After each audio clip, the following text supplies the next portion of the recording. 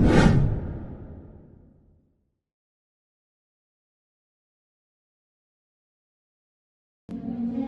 warahmatullahi wabarakatuh. Perkenalkan, nama saya Ariel Haponto.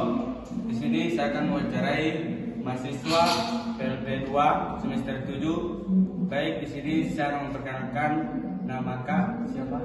Oke, baik. Nama saya Dari Korombot. Saya mahasiswa aktif jurusan Pendidikan Bahasa dan Sastra Indonesia angkatan 2022. Baik, di sini saya langsung mempertanyakan faktor apa saja yang mempengaruhi perkembangan kognitif peserta didik di kelas tersebut, Kak? Oke, baik. Jadi sebelumnya kemarin saya baru selesai melaksanakan praktik PLP 2 di SMP Negeri Siti Telaga di Kabupaten Gorontalo. Jadi dari pertanyaan tadi mengenai faktor apa saja yang mempengaruhi aspek kognitif peserta didik seperti itu.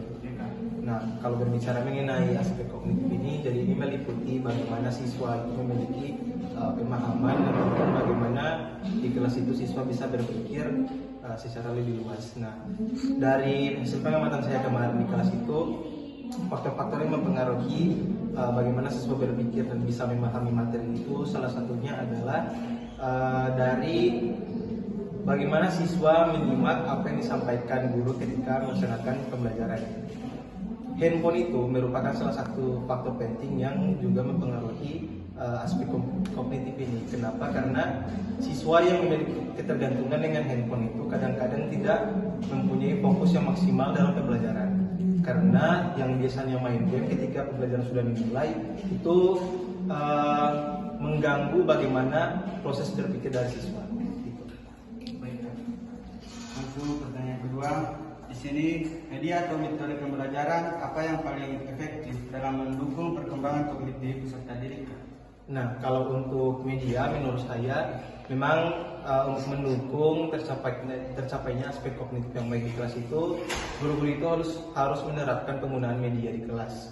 Karena contohnya kemarin ketika saya melaksanakan pembelajaran dengan menggunakan media, pembelajaran itu terbangun lebih interaktif dengan siswa.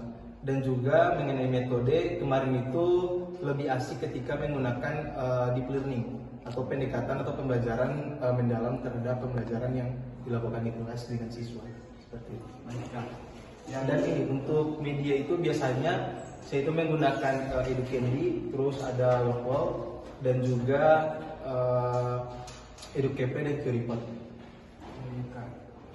Langsung pertanyaan berikut, bagaimana lingkungan belajar seperti di kelas mempengaruhi tema sebaya dan fasilitas sekolah perkembangan kognitif peserta didik?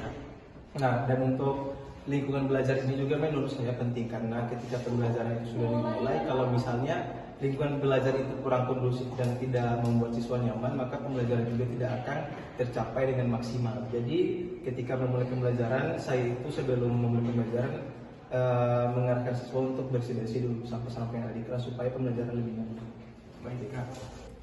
Baik, terima kasih atas jawaban yang Kak berikan tadi. Wassalamualaikum warahmatullahi wabarakatuh.